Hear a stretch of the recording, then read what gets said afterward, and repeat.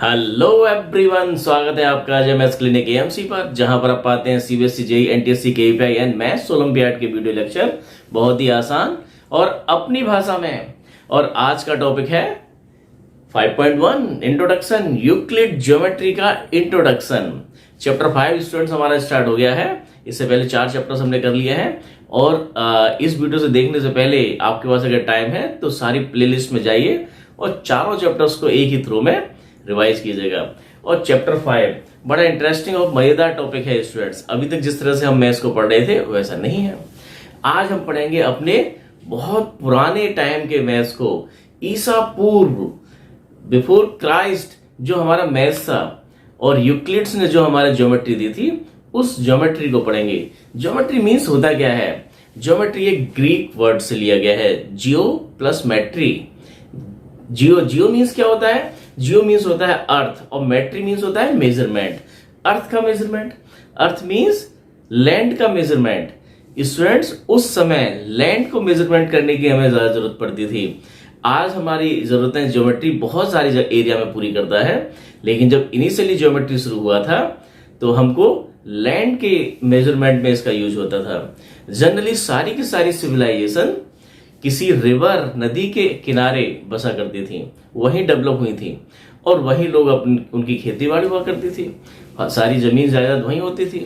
और जब उस रिवर में जब हमारा वाटर ओवरफ्लो होता था, जब बाढ़ आती थी, तो बहुत सारे नदी के आसपास रहने वाले घर और उनके रहने वाले खेत जहाँ लोग खेती करते थे उनकी डायमेंशन बदल जाती थी, क्योंकि आफ्टर फ्लड, बाढ़ आने के बाद में उनका पानी हमारा कुछ ज्यादा होता था या किनारे थोड़े कम हो जाते थे या ज्यादा हो जाते थे, तो उसके पास रहने वाले जो खेती होती थी उन लोगों की, उसकी डायमेंशन बिगड़ जाती थी, उसको फिर दोबारा से मेजरमेंट करने की जरूरत पड़ती थी।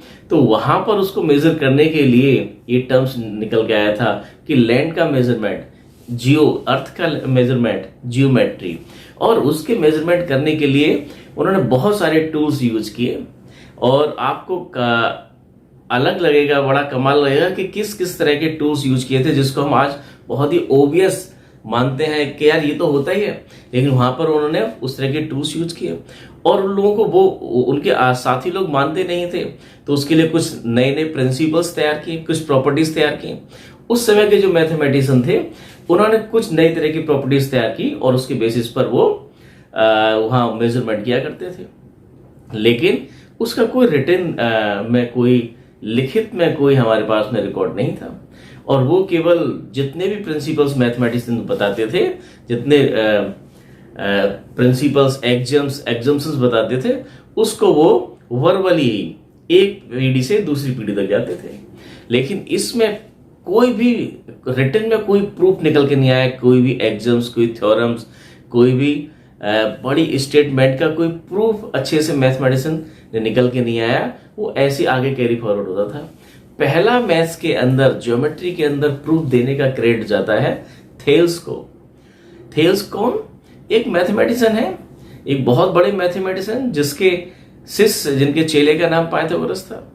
और पाइथागोरस और थेल्स दोनों ने बहुत काम किया और पाइथागोरस की एक बहुत बड़ी टीम थी, उसने भी ज्योमेट्री पर बहुत काम किया। ज्योमेट्री के डिफरेंट डायमेंशंस, उसकी डिफरेंट तरह की प्रॉपर्टीज को रिटन में डॉक्यूमेंट किया और लिखना शुरू किया उसको। इन लोगों का बहुत बड़ा कंट्रीब्यूशन है और थेल्स को उसका क्रेडिट जाता है कि उन्होंने पहला रिटन प्रूफ दिया। किसी थ्योरम का प्रूफ देने का क्रेडिट थेल्स को जाता है और उसके बाद पाइथागोरस और उसकी टीम को जाता है। और उसके बाद में आए यूक्लिड। यूक्लिड ने क्या किया? उन सारे काम को देखा, उन सारे काम को देखकर और उस सारे रिटन डॉक्यूमेंट जितना मिला और उसके हिसाब से अपनी डेफिनेशन गढ़ी।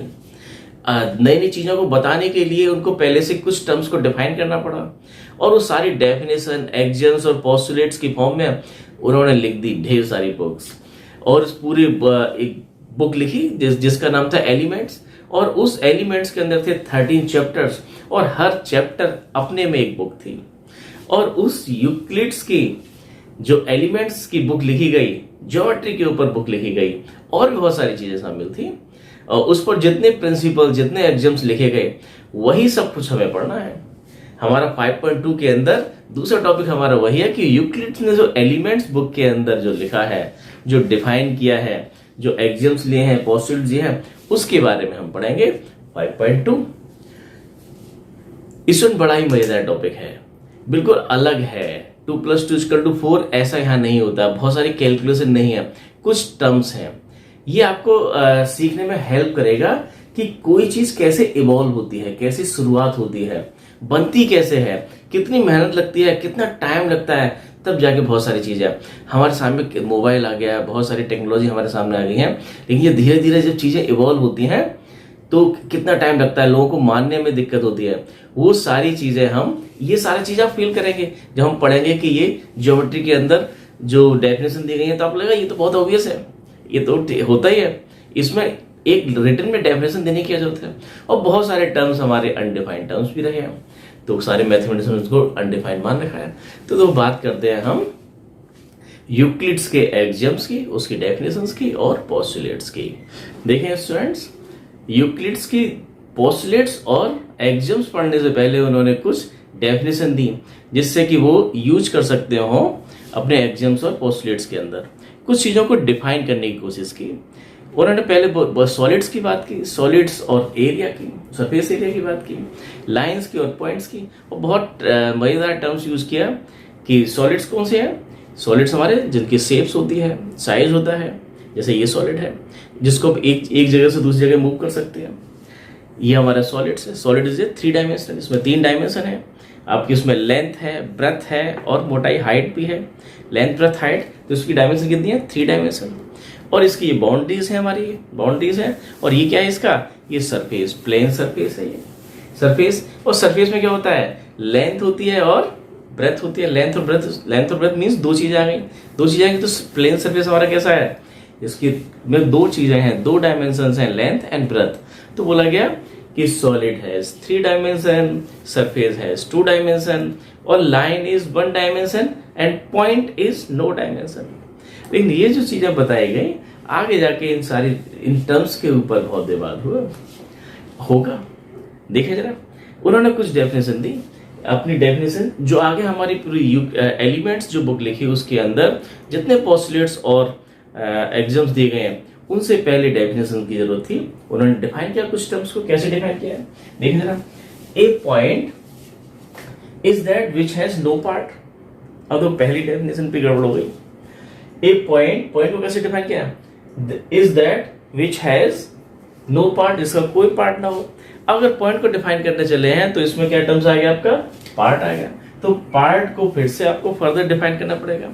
पार्ट मीन्स एक एरिया, एक होल, पूरा एक एरिया। अब एरिया को डिफाइन करना पड़ेगा। अब एरिया को डिफाइन करने जाएंगे तो ये घोलमेल चलता रहेगा कि आप एक चीज को डिफाइन करेंगे, उसके अंदर जो चीजें आ गई हैं उसको फिर डिफाइन करना पड़ेगा। उसको डिफाइन करने के लिए जो चीजें जिस टर्म्स का यूज करेंगे उन टर्म्स को फिर डिफाइन करना पड़ेगा। तो मैथमेटिशियन ने क्या कहा कि भाई ये तो खिचड़ी पकती रहेगी, कुछ टर्म्स को अनडिफाइन ही छोड़ देते हैं। तो उन्होंने कुछ टर्म्स को, किसको? पॉइंट को, लाइन को और प्लेन को। यूक्लिड ने तो अपनी तरफ से डिफाइन किया है, लेकिन आज के डेट में हम मान रहे हैं कि ये हमारे क्या है? पॉइंट, लाइन और प्लेन क्या है? अनडिफाइन है। इनको डिफाइन करने जाएंगे तो मामला गड़बड़ हो जाएगा। जैसे पॉइंट्स को डिफाइन करने की कोशिश की तो उसमें आ गया पार्ट। अब पार्ट को डिफाइन करेंगे तो उसमें आ जाएगा एरिया। एरिया को डिफाइन करेंगे तो ये चेन चलती रहेगी, खत्म होगी नहीं। तो अनडिटरमिन्ड, हमने कर दिया अनडिफाइंड टर्म छोड़ दिए, पॉइंट्स, लाइन और प्लेन। लेकिन यूक्लिड ने तो किया, उसने कैसे कुछ डिफाइन किया है? पॉइंट्स को डिफाइन किया। A line is a breathless length. इनका हम बहुत जिक्र करेंगे इस पूरे चैप्टर में। यूक्लिड्स ने जो डेफिनेशन दे रखी है उन्हीं का जिक्र करेंगे क्वेश्चंस के अंदर में। A line is a breathless length. Line कैसी है? एक ब्रेथ लेंथ हमारी कैसी है?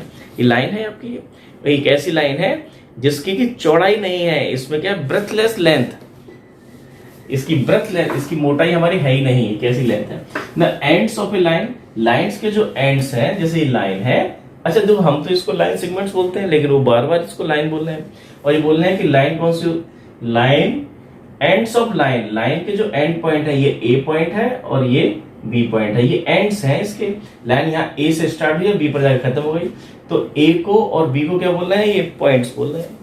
The ends of line are points. ऐसे उन्होंने शुरू में एज्यूम किया, डेफिनेशन दी है। A straight line is a line which is evenly with the points, ये स्ट्रेट लाइन है, स्ट्रेट लाइन इसी को बोल रहे हैं। आगे जाकर उसको उन्होंने बोला टर्मिनेटेड लाइन, हम इसको क्या बोल रहे हैं, लाइन सेगमेंट। तो straight line is a line, ये लाइन है विच is evenly with the points on itself, इस पर जो पॉइंट्स है उस पर इवनली डिस्ट्रीब्यूटेड है। A surface is that which has length and breadth, a surface आपने देखा था, सरफेस क्या है, इसमें लेंथ है और ब्रेथ है, 2 डायमेंशन है। A surface is that which has length and breadth only, 2 dimension है, 2 डायमेंशन बोला गया सरफेस को, सॉलिड्स को 3 dimension. The edges of a surface are line, जैसे ये आपका सरफेस है और इसके एजेस, ये इसके एजेस हैं, ये आपको दिखाई दे रहा है, ये इसके एजेस हैं। ये एजेस क्या है, इनको लाइन बोला गया, हम क्या बोल रहे हैं, लाइन सेगमेंट्स बोल रहे हैं इसको। द प्लेन सरफेस आपका यही है, is a surface which lies evenly with the straight lines on itself, इस पर जितने भी स्ट्रेट लाइन बनेंगी वो सारी की सारी कंप्लीटली इस पे लाइज करते हैं। तो प्लेन सरफेस की ये कुछ डेफिनेशन यहाँ पर दी गई हैं। इन डेफिनेशंस को लेकर फिर उन्होंने दिए एग्जाम्स और पोस्टुलेट्स। नेक्स्ट टॉपिक हमारा यही है और मोस्ट इंपोर्टेंट टॉपिक है स्टूडेंट्स, वो आपको याद रखना पड़ेंगे। 7 आपके एग्जाम्स हैं और 5 पोस्टुलेट्स हैं, और वो एज इट इज आपको याद रखने हैं। उन्होंने तो कोई ऑर्डर नहीं दिया था, लेकिन हम उनको 5 को पोस्टुलेट्स को और 7 को एग्जाम्स को याद रहेंगे और क्वेश्चंस में उनका यूज होगा, और आपसे क्वेश्चंस पूछे भी जाएंगे जिसमें कि पोस्टुलेट्स लिखने को आएंगे, एग्जाम्स लिखने को आएंगे। देखिए स्टूडेंट्स, यूक्लिड्स के एग्जाम्स मोस्ट इंपॉर्टेंट हैं। स्टूडेंट्स एग्जाम्स होते क्या है, एग्जाम्स हमारे क्या है, ये 7 एग्जाम्स तो दे रखे हैं, लेकिन एग्जाम्स और पोस्टुलेट्स बहुत गड़बड़ रहता है कि इन दोनों में फर्क क्या है। एग्जाम्स और पोस्टुलेट्स हमारी होती हैं वो अवधारणाएं, वो एग्जम्पशंस हैं जो ओबियस यूनिवर्सल ट्रुथ हैं, जो ठीक होते ही हैं। हमने मान लिया हाँ ये ऐसा तो होता ही है, हमने फील किया है, हाँ हमने देखा है, हमने पुराना हमारा एक्सपीरियंस बोलता है कि ये तो ऐसा होता ही है। जिसको प्रूव करना मुश्किल है, जिसको हम प्रूव नहीं कर सकते हैं किसी बात से, बहुत सारे तरीके से हम दिखा नहीं सकते हैं, प्रूव नहीं कर सकते हैं, उन ओबियस चीजों को, ओबियस यूनिवर्सल ट्रुथ को बोलते हैं हम एग्जाम्स एंड पोस्टुलेट्स।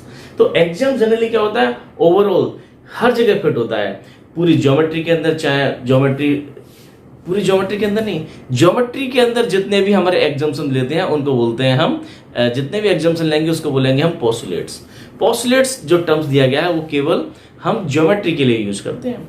ऐसे एग्जाम्पशंस जो हम यूज करते हैं ज्योमेट्री में, ज्योमेट्री को प्रूव करने के लिए, ज्योमेट्री की बात करने के लिए जितने एग्जाम्पशन मीन्स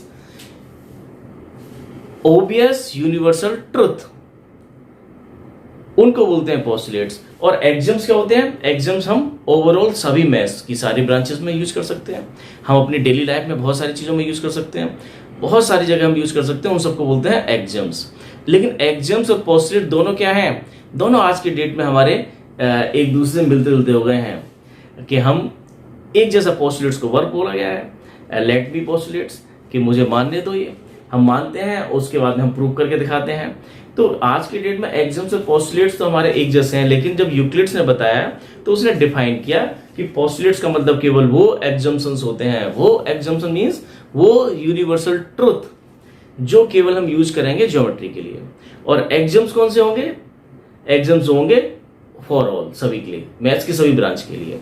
तो यहां पर देखें, ये बहुत इंपॉर्टेंट है यूक्लिड्स के exams. Things which are equal to the same thing are equal to one another. इसका मतलब क्या हुआ, सपोज हमें दे रखा है कि अगर x इक्वल y है एंड x इक्वल z है, things which are equal to same thing, जैसे कि हमारी कौन कौन सी चीजें हैं, y आपके x के इक्वल है और z भी आपका x के इक्वल है, y और z दोनों x के इक्वल है, तो क्या होगा, y भी z के इक्वल होगा, ये दोनों भी आपस में इक्वल होंगे अगर कुछ चीजें किसी एक फिक्स पर्टिकुलर चीज के इक्वल है। जैसे कि y हमारा x के इक्वल है और z भी x के इक्वल है, तो y और z दोनों आपस में इक्वल होंगे। इनका यूज करेंगे, हम बोलेंगे कि एग्जाम्स फर्स्ट के हेल्प से हम ये बात कर रहे हैं क्वेश्चंस करते वक्त में। If equals are added to equals then wholes are equals. अगर सपोज यहां लिखा हुआ 3, तो 3 इक्वल 3 है, और इस 3 इक्वल 3 में if equals are added to equals, इन इक्वल जो चीज लिखी हुई है इसके अंदर कुछ इक्वल्स को हम ऐड करते हैं, तो जो फाइनल रिजल्ट आएगा वो भी आपस में इक्वल होंगे। जैसे कि अगर हम क्या करें, यहाँ पर बोथ साइड हम 2 ऐड कर जाए, 3 में इधर 2 ऐड किया, 3 में इधर 2 ऐड किया, 2 और 2 क्या है, इक्वल है। अगर इक्वल चीज को कुछ इक्वल में अगर ऐड कर रहे हैं तो फाइनल रिजल्ट जो आएगा वो भी क्या होगा, इक्वल ही होगा। और अगला वाला थर्ड भी आपका यही है, यहां पर हम ऐड कर रहे थे, यहां माइनस कर रहे हैं। If equals are subtract from equals, अगर माइनस कर जाए, अगर सपोज इसी एग्जाम्पल में 3 इक्वल 3 है और 3 में से माइनस कर जाए, बोथ साइड माइनस कर जाए इक्वल चीजों को, इक्वल कौन से 1 1 कोई माइनस कर जाए, तो फाइनल आंसर क्या आएगा आपका 2 इक्वल टू 2। तो जो आया है वो भी क्या है, इक्वल ही होता है। इस तरह से ये नंबर्स के फॉर्म में बोल रहे हैं ये सारी चीजें हम पहले उनके पास में बहुत सारे आइटम्स होते थे जिनको काउंटिंग करते थे, अनाज होता था, तो उसमें से हम जितना इक्वल चीजों को माइनस करते थे जो बचता था वो करते थे, ये भी क्या है, इक्वल ही है। Number 4, things which coincides with one another are equal to one another. जो चीजें एक दूसरे को कोइंसाइड कर रही हैं वो भी हमारी क्या होती हैं, इक्वल ही होती हैं, आपस में इक्वल होती हैं। जैसे कि हमने देखा ये अगर ये हमारी बुक दे रखी है, एक आपकी बुक है और इसको ये कोइंसाइड कर जाए पूरी तरह से, ये ओवरलैप सुपरपोजिशन की पोजीशन आप जानते हैं, ट्रांसपेरेंट पेपर से आपने किया था, ये ट्रायंगल को बनाया था। अगर इसको ये पूरी तरह से सुपरपोजिशन कर रहा है, कोइंसाइड कर जाए, तो ये दोनों चीजें क्या है, इक्वल हैं।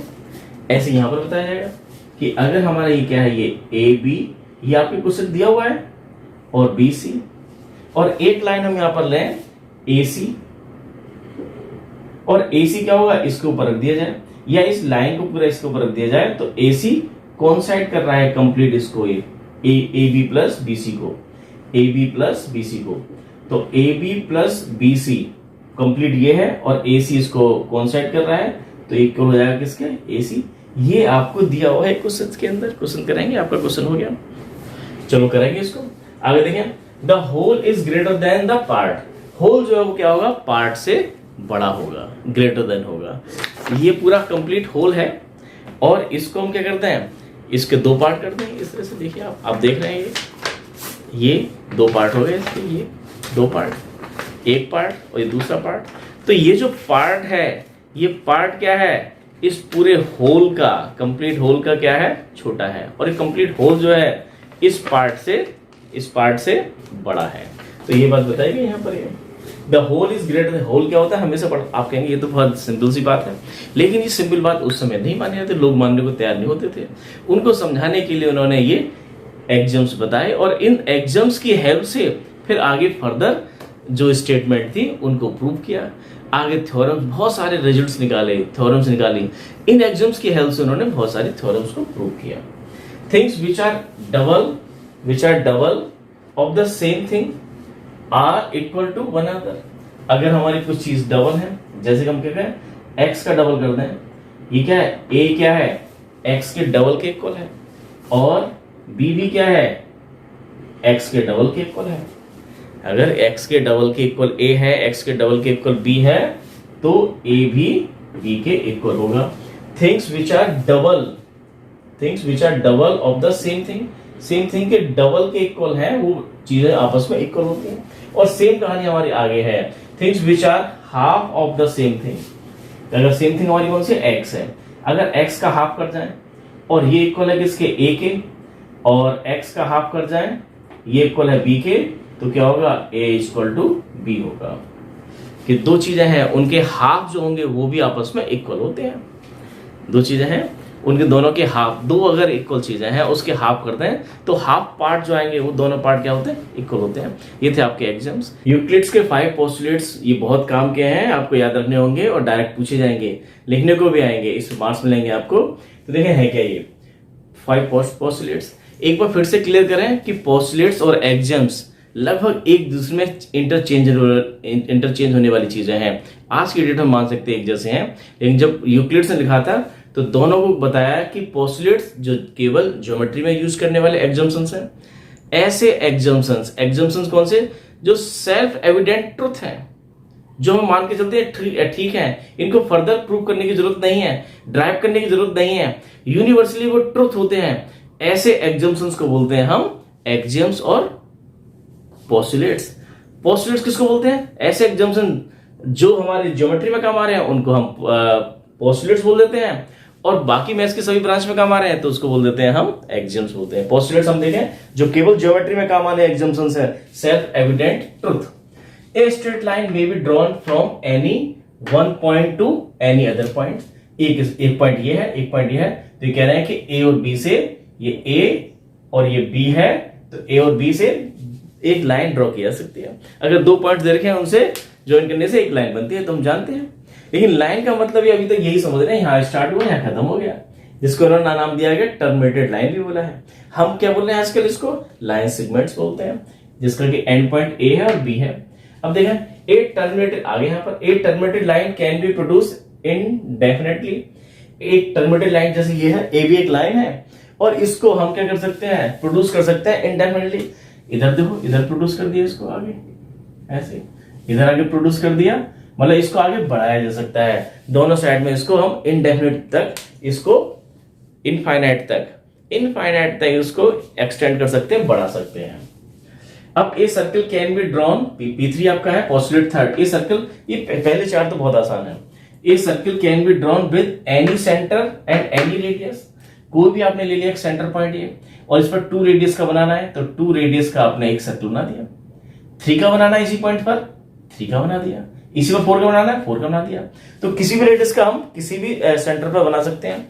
अच्छा, एक सेंटर आपने ये ले लिया, इस पर आपको बनाना है कितने का, यहाँ पर 2 का बनाना है, 2 का बना लीजिए। 3 का बनाना है, 3 का बना लीजिए। मतलब किसी भी पॉइंट पर किसी भी रेडियस का हम सर्किल बना सकते हैं। लेकिन ये बात लोग मानने को तैयार नहीं थे, तो उन्होंने ये एग्जम्पशंस लिए थे, ये ऐसा होता है। और इसी के हेल्प से उन्होंने बहुत सारे, कितने 465 इसके थ्योरम्स को आगे इन्हीं चीजों के बेसिस पर उन्होंने प्रूव किया। यूक्लिड्स के एलिमेंट्स को पढ़िएगा, उस आप कहां से पढ़ेंगे, यहां देखें जरा। All right angles, next P4 क्या, all right angles are equal to one another. सारे राइट एंगल्स इक्वल होते हैं। राइट एंगल्स हमारे कैसे, कहीं भी ले लें हम, ये राइट एंगल्स किसको बोल रहे हैं हम, राइट एंगल्स जैसे ये है आपका, राइट एंगल्स हमारे क्या है, अरे आपकी एजेस जितने बने हुए छत के ऊपर, वो राइट एंगल बना हुआ। आज आप बोलते हो राइट एंगल कितना 90 डिग्री होता है, ये डिग्री की बात तो बहुत बाद में आई थी। ये हमारा कैसा है, ये भी एक राइट एंगल है, और ये वाला भी क्या है, एक राइट एंगल है, ये भी एक राइट एंगल है। कितने दिखाई दे रहे हैं आपको, 4 राइट एंगल दिखाई दे रहे हैं, और चारों राइट एंगल कैसे हैं, इक्वल होते हैं। और हमें पता है चारों किसके इक्वल होते हैं, 90 के इक्वल होते हैं, 90 डिग्री। इस एंगल का मेजरमेंट, एंगल क्या होता है, अमाउंट ऑफ रोटेशन। एंगल का मेजरमेंट हमने किस में किया है, डिग्री में किया है, ग्रेड में किया है, रेडियन में किया है, ये बाद में किया। लेकिन हमने पहले इनिशियल उनके टाइम में, आज से ईसा पूर्व क्या बोलते थे उसको, कि एक राइट एंगल है और ये भी एक राइट एंगल है, और दोनों क्या है, इक्वल है। ये था आपका P4। अब आगे देखें P5, मोस्ट इंपॉर्टेंट है स्टूडेंट्स, P5 ध्यान से समझिए इसको। ये इसमें क्वेश्चन बहुत सारे बनेंगे। If A straight line following on 2 straight line, जैसे 2 स्ट्रेट लाइन देखिए आपको, नंबर 1 और नंबर 2, ये 2 स्ट्रेट लाइन है, नंबर 1 नंबर 1 और नंबर 2, और एक तीसरी लाइन इस पर इस तरह से हमारा गिरती है, इस तरह से इसको कट करती जा रही है कि यहां पर एंगल ए बन रहा है, ये बी बन रहा है, इधर एंगल सी बन रहा है और इधर एंगल डी बन रहा है। ये इस तरह से एंगल बन रहा है, तो देखें क्या है, मेक्स द इंटीरियर एंगल बनने आपके A B C D on the same side of it. इसके एक तरफ एंगल बनना है ए और बी, एक तरफ बनना है सी और D, taken together less than 2 right angle. अगर इस तरह के 2 एंगल लिए जाए जिनका टेकन टुगेदर साथ साथ लिए जाए, उनका सम कितना हो, less than 2 right angle. 2 right angle means आप जानते हैं, एक राइट एंगल 90 का होता है, तो 2 राइट एंगल का सम कितना हो गया, 180। कि अगर a प्लस बी इन दोनों का सम कितना है, लेस देन 180 है। Less than 180 means 2 right angle less than 180 है। अगर लेस देन 180 जैसा हमें दिखाई दे रहा है कि a प्लस बी, ये वाला a प्लस बी हमारा क्या है, लेस देन 180 है। ये आपके बड़े बड़े एंगल दिखाई दे रहा है, ये क्या मोर देन 180 है। तो ये थ्योरम, ये पोस्टुलेट्स ये बोलता है कि जिधर आपका सेम साइड, इस लाइन के सेम साइड में जिधर भी 2 एंगल्स का सम लेस देन 180 है, अगर इन दोनों लाइंस को आप एक्सटेंड करेंगे, आगे प्रोड्यूस करेंगे, तो ये कहीं ना कहीं जाके जरूर मिलेंगी। किस साइड में मिलेंगी, जिस साइड में, जिस तीसरी लाइन के साइड वाले इंटीरियर एंगल का सम लेस देन 180 है। इधर वाले एंगल कौन सी है, सी और डी, इन दोनों का सम कितना है, इसका और इसका सम आपको साफ दिखाई दे रहा है। कैसा है ये, अरे एक लाइन ये है, एक लाइन आपकी ये है ऐसे, और आप देखिए तो ये एंगल कितना छोटा सा एंगल है, एक एंगल कितना है, इन दोनों का सम कितना होगा आपका, ये एंगल 1, ये एंगल 2, 1 + 2 क्या है, लेस देन 180। जिधर भी लेस देन 180 आएगा तो उधर ही जाके वो दोनों लाइंस इंटरसेक्ट करेंगी, मिलेंगी। इधर देखेंगे दिस प्लस दिस, अब देखो ये भी मोर देन 90 है, ये भी मोर देन 90 है, इन दोनों का सम 3 + 4 कैसा आएगा, 180 से बड़ा आएगा, 180 डिग्री से बड़ा आएगा। 180 डिग्री मींस 2 राइट एंगल से बड़ा आएगा।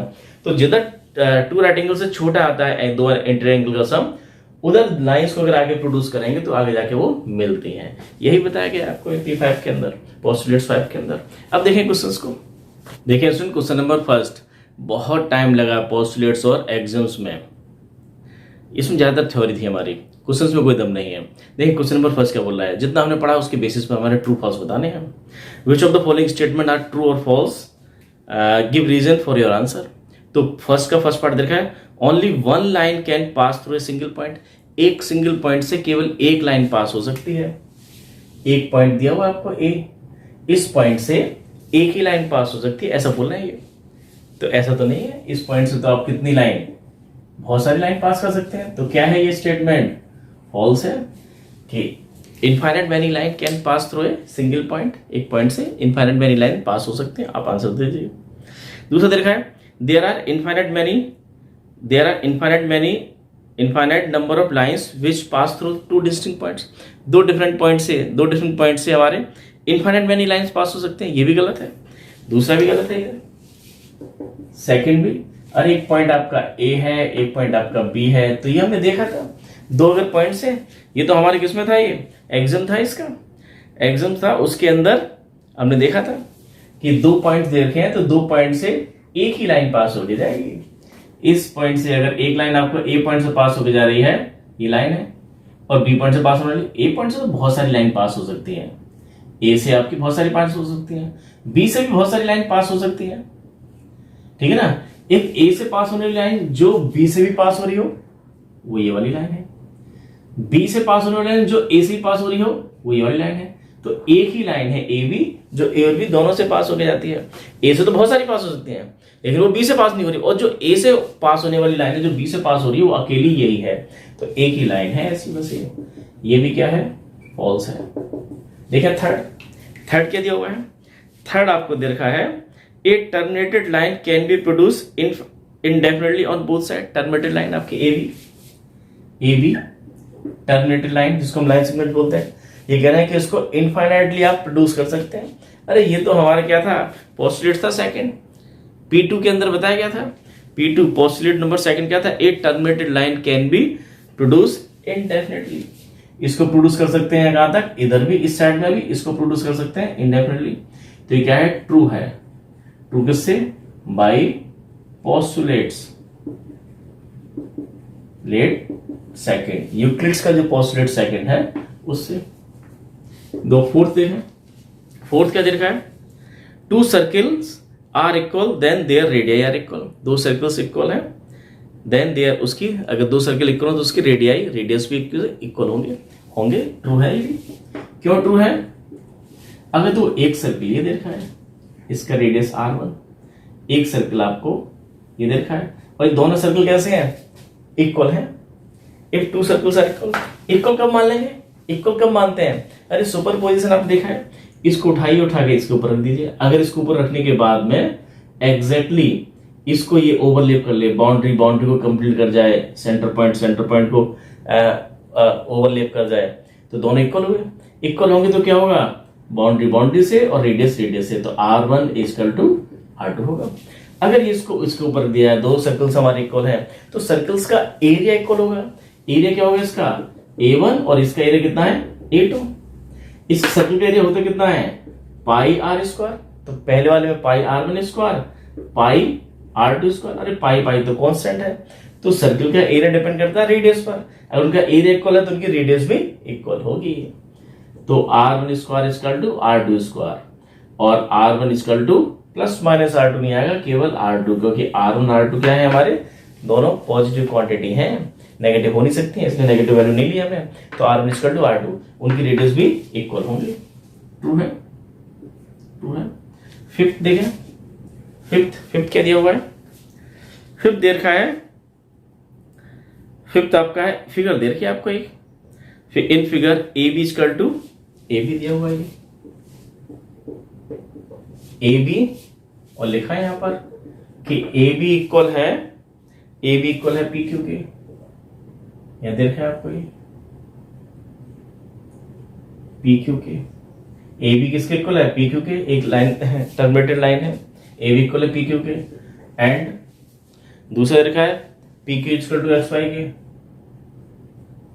पी क्यू इक्वल टू है एक्स वाई के, पी क्यू किसके इक्वल है, यहां पर एक और दे रखा है आपको, फिगर में दिया हुआ है आपको ये है पॉइंट एक्स और ये वाई, एक्स और वाई के, ये इसके इक्वल है, ए बी इसके इक्वल है, ये इसके इक्वल है। तो हम देखें एग्जाम्स हमारा वन क्या बोलता है, अगर कुछ चीजें किसी एक से एक ही चीज के इक्वल हैं, हमारे क्या था, ए बी पी क्यू के इक्वल है और एक्स वाई भी पी क्यू के इक्वल है, ए भी पी क्यू के इक्वल है, एक्स वाई भी पी क्यू के इक्वल है, तो ये दोनों आपस में क्या होंगे, इक्वल होंगे, ट्रू है, true why axiom, why axiom first axiom जो आपका था फर्स्ट से, वाई एक्सियम फर्स्ट यूक्लिड का फर्स्ट एक्सियम था, उससे हमारा इक्वल हो गया कि ए बी पी क्यू के इक्वल है और पी क्यू एक्स वाई, तो पी क्यू क्या है, ए बी और एक्स वाई दोनों के इक्वल है, तो ये क्या होगा, ए बी इक्वल है एक्स वाई के। तो यहां पर जब हम इसको बताएंगे तो उसका रेफरेंस देंगे कि ये एक्सियम फर्स्ट के थ्रू ये इक्वल है, यूक्लिड्स का जो एक्सियम फर्स्ट था। देखिए student question number second, parallel lines, क्या दे रखा है, डेफिनेशन बतानी है आपको, give a definition for each of the following terms, कुछ टर्म्स दे रखे हैं, 5 टर्म्स दे रखे हैं और पांचों की आपको डेफिनेशन बतानी है। Are there other terms that need to be defined first, इसकी डेफिनेशन तो आप बताएंगे, लेकिन डेफिनेशन बताने से पहले उसमें कुछ ऐसे टर्म्स भी आते हैं जिसकी डेफिनेशन आपको पहले बतानी चाहिए, ऐसा पूछा गया है कि जैसे हम दे रखा है पैरेलल लाइंस की डेफिनेशन तो आप बताएंगे, लेकिन पैरेलल लाइंस की डेफिनेशन बताते वक्त में उसमें जितने भी टर्म्स ऐसे आ रहे हैं जिसको आप समझते हैं कि उनको पहले से डिफाइन करने की जरूरत है, उनको भी बताइए। And how might you define them, कैसे उसको डिफाइन करेंगे, देखा है पैरेलल लाइंस, तो पहली देखा है आपको पैरेलल लाइंस की हम देखें, पैरेलल लाइंस कौन सी होती है, lines which do not intersect at A point, जो एक पॉइंट पे कहीं भी इंटरसेक्ट ना कर रही हो, ऐसी पैरेलल लाइंस कौन सी होती हैं, जो इक्वल डिस्टेंस पर हो, इनके बीच का डिस्टेंस क्या हो, सेम हो, कहीं भी देखें तो डिस्टेंस सेम हो, जो कभी भी इंटरसेक्ट ना कर रही हो, एक पॉइंट पे कभी मिलती ना हो, तो ये कैसी लाइन है, एक पॉइंट पे मिल जाती है, इंटरसेक्टिंग लाइन है, और ये पैरेलल लाइंस है। तो lines which do not intersect at A point, जो एक पॉइंट पर इंटरसेक्ट ना करती हो, उनको बोलते हैं पैरेलल लाइंस। तो अब इसको हमने डेफिनेशन दे दिया, लेकिन इसमें दो इंपॉर्टेंट टर्म्स है हमारे, कौन से, लाइन एंड पॉइंट। लाइन और पॉइंट की डेफिनेशन वहीं से उठा लीजिए जो यूक्लिड्स ने बताई थी। तो यूक्लिड ने जो बताई है डेफिनेशन, तो there are two terms which will need to be defined first, जिसको हमें पहले डिफाइन करने की जरूरत है, कौन से हैं, लाइन और पॉइंट। पॉइंट की डेफिनेशन यूक्लिड ने क्या दी है, a point is that which has no part, जिसका कोई पार्ट नहीं है। अब पार्ट को डिफाइन करते फिर, इसलिए बोला गया पॉइंट, लाइन, सरफेस, ये क्या है, नॉट डिफाइंड टर्म है, इसको डिफाइन नहीं किया गया, अनडिफाइंड टर्म्स है। दूसरा हमारा क्या था, लाइन। लाइन क्या है, a line is a breathless length, ये हमने कहां से लिया है, ये डेफिनेशन लिए हैं यूक्लिड की डेफिनेशन से, जो डेफिनेशन हमने 7 देखी थी यूक्लिड से सबसे शुरू में, वहां से उठाई। अब देखा दूसरा देखा परपेंडिकुलर लाइंस, सेकंड डेफिनेशन आपको बतानी है परपेंडिकुलर लाइंस। परपेंडिकुलर लाइंस कौन सी होती है, अरे ये लाइन और ये लाइन कैसी है, परपेंडिकुलर लाइंस है, जिनके बीच का एंगल कितना, 90 डिग्री। हम जानते हैं 90 डिग्री, पहले क्या बोलते थे, इनके बीच का एंगल क्या, राइट एंगल हो। परपेंडिकुलर लाइंस कौन सी, two lines which are at right angle to each other, दो lines which are at right angle, जो राइट एंगल पर हो टू ईच अदर, एक दूसरे पर 90 पर कट करती हो, राइट एंगल पर हो, उनको बोलते हैं हम परपेंडिकुलर लाइंस। तो अब इसमें फिर से आ गया लाइन और एक आ गया एंगल। तो लाइन तो हमें पता है, लाइन तो हम डिफाइन कर देंगे पहले की तरह ही। पहले लाइन हम दिखा रहे, लाइन क्या था, a line is a breathless length, और एंगल यहाँ एक नया टर्म्स आया जिसको डिफाइन करने की हमें जरूरत है इस डेफिनेशन में। एंगल क्या होता है, इंक्लिनेशन बिटवीन टू लाइंस, जैसे कि OA और OB दो आपकी रे हैं, रे, ये और नया टर्म्स आ गया, ए रे, तो रे ना बोले, आप इसको हटा लें ऐसा बोला ये OA और OB क्या है, दो लाइन है, इनके बीच का इंक्लिनेशन, OA और OB के बीच का इंक्लिनेशन, इसको बोलते हैं हम एंगल। किसको नोट करते हैं, इसको आगे थीटा से नोट करेंगे, इसको बोलते हैं angle. Inclination between two lines, inclination को फिर से डिफाइन करना शुरू करो। एंड या फिर दूसरा है क्या, amount of rotation. Rotation, amount of rotation का मतलब होता है क्या, एंगल है क्या।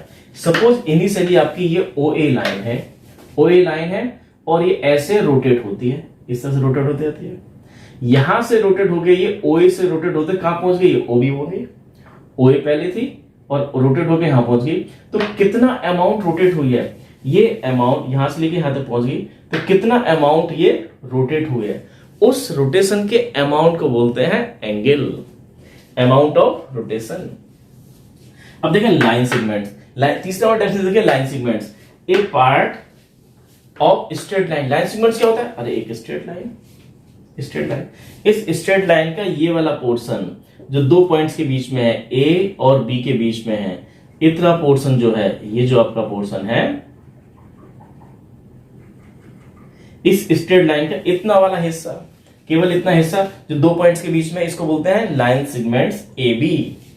ए part of straight line between two points, तो इसके अंदर फिर से हमारे क्या आ रहे हैं, दो चीजों को हमें डिफाइन करने की जरूरत है, किसको, पॉइंट को और लाइन को।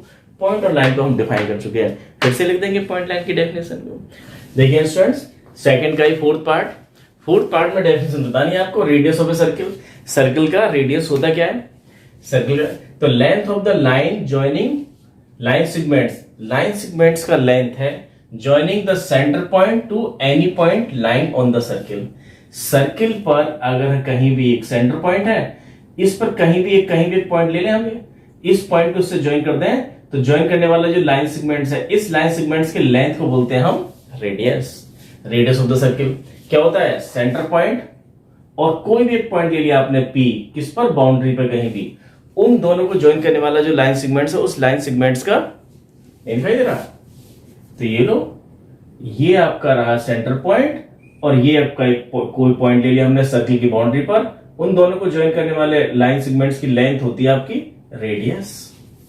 तो कैसे बोलेंगे, length of line segment joining centre point two any point line on the circle. Circle पर जो भी पॉइंट है उसको सेंटर पॉइंट से ज्वाइन करने वाला जो लाइन सेगमेंट्स होता है, उसके रेडियस, उसके लेंथ को बोलते हैं हम रेडियस। लेकिन इसके अंदर क्या है हमारे पास में, लाइन सेगमेंट्स, लाइन सेगमेंट्स आए यहां पर। ऐसे टर्म्स जो हमें पहले से डिफाइन करने की जरूरत है, वो हमें भी डिफाइन करने हैं। तो एक तो लाइन सेगमेंट्स है, एक क्या है, पॉइंट, पॉइंट को हम पहले डिफाइन कर चुके हैं, लाइन सेगमेंट्स पहले डिफाइन कर चुके हैं। इसमें आया सर्किल की बात हो रही है, सर्किल को यहां डिफाइन करते हैं, सर्किल नया है, और साथ में हमारा सेंटर पॉइंट, दोनों को, centre point and circle, centre point and circle. तो सर्किल क्या होता है, collection of all points which are equidistance from a fix point. Suppose एक फिक्स पॉइंट है आपका, ये O एक फिक्स पॉइंट है, तो इन पॉइंट्स का कलेक्शन, ऐसे पॉइंट्स का कलेक्शन जो इक्वल डिस्टेंस पर है, यहां से यहां तक डिस्टेंस कितनी है, माना R है, ये 3 डिस्टेंस पर है, 3 डिस्टेंस पर आपका ये भी पॉइंट है, 3 डिस्टेंस पर ये भी पॉइंट है, इस तरह के इन पॉइंट्स का कलेक्शन ये होता है आपका सर्किल। इन पॉइंट्स को अगर ज्वाइन करते चले जाएं तो क्या बन जाए, ये पॉइंट्स कैसे हैं, तो यहां से तक कितना है, 3 डिस्टेंस पर, ये भी 3 डिस्टेंस पर है, यहां जो पॉइंट है उसकी डिस्टेंस कितनी है, 4 है, तो इस पॉइंट्स को हम शामिल नहीं करेंगे, केवल उन पॉइंट्स को लेंगे जिसकी डिस्टेंस इस फिक्स पॉइंट से 3 है। 3 मान के चल रहे हैं, कुछ भी मान लें, 2 मान लें, 4 मान लें, R मान लें, कांस्टेंट डिस्टेंस पर। तो इस फिक्स पॉइंट्स को बोलते हैं हम centre, centre of the circle. और ये आपका हो गया क्या, ये बाउंड्री हो जाती है आपकी, सर्किल की बाउंड्री हो गई आपकी इन पॉइंट्स का कलेक्शन से। तो कलेक्शन ऑफ पॉइंट्स मींस ये इन पॉइंट्स का collection which are equal distance from a fix point, जो फिक्स पॉइंट से इक्वल डिस्टेंस पर है, इज कॉल्ड ए सर्किल, एक सर्किल कहलाता है। And fix point is called centre of circle, centre of circle. अब आता है स्क्वायर। स्क्वायर क्या होता है, एबीसीडी आपने स्क्वायर देखा है, स्क्वायर को डिफाइन करना है। अब तो हम नई चीजें सीख रहे हैं, हम डिफाइन करना सीख रहे हैं, उससे पहले और जो मैं टर्म्स ऐसे टेढ़ में लगते हैं उनको प्री डिफाइन, पहले से डिफाइन कर रहे हैं टर्म्स को। तो स्क्वायर क्या होता है, स्क्वायर 4 साइड्स और 4 एंगल वाला होता है, जिसमें सारे एंगल इक्वल, सारी साइड्स इक्वल होते हैं। 4 साइड्स और क्वाड्री मींस होता है 4, क्वाड्रिलेटरल, एक quadrilateral with equal sides and equal angle. एक ऐसा क्वाड्रिलेटरल जिसके इक्वल साइड्स हो, क्वाड्रिलेटरल मतलब 4 साइड्स हो, चारों इक्वल हो और एंगल भी इक्वल हो, और सारे एंगल कैसे हो, ईच राइट एंगल, सारे राइट एंगल हो। तो इसके अंदर टर्म्स कौन सा है, क्वाड्रिलेटरल आया है, एंगल आया है, साइड्स आया है। साइड तो अनडिफाइंड टर्म्स है। एंगल्स को आप पहले बता चुके हो, अमाउंट ऑफ रोटेशन होता है, inclination between two line segments. या क्वाड्रिलेटरल क्या होता है, एक plane figure of 4 sides 4 angle, 4 side और 4 एंगल का कोई भी आप फिगर बना देंगे, कोई भी इस तरह से, ये 4 साइड और 4 एंगल का ये फिगर हमारा क्या है, क्वाड्रिलेटर है, जिसमें 4 साइड है 4 एंगल है। स्टूडेंट ये था, और वीडियो हो गया बहुत लंबा, बहुत थोड़ी बहुत पार्ट बहुत था। एक बार फिर से इसको देखिएगा, एक बार रिवाइज कीजिएगा, समझ में आता नहीं है। मैंने देखा है बहुत सारे बच्चों को ये दिक्कत रहता है इस चैप्टर के अंदर। आगे जो क्वेश्चन दे रखे हैं वो तो बहुत आसान है। हमारे कल वाली क्लास में दोनों हमारे काम हो जाएंगे। 5.1 के बचे हुए क्वेश्चन, 5.2 बहुत छोटे 2 क्वेश्चन दे रखे हैं। देखिए थ्योरी पार्ट जितना हमने पढ़ा है इसको एक बार फिर से देखिएगा। ये दुखी करता है, हमें समझ में नहीं आता है। कुछ टर्म्स हमने एक हो सकता है मुझे बहुत अच्छे से क्लियर हो, मैंने 1 या 2 बार बोली हो और आपको समझ में नहीं आ रही है, उसको दोबारा समझने की जरूरत हो तो एक बार इस वीडियो को दोबारा फिर से देखिएगा। और आज के लिए इतना ही, थैंक यू।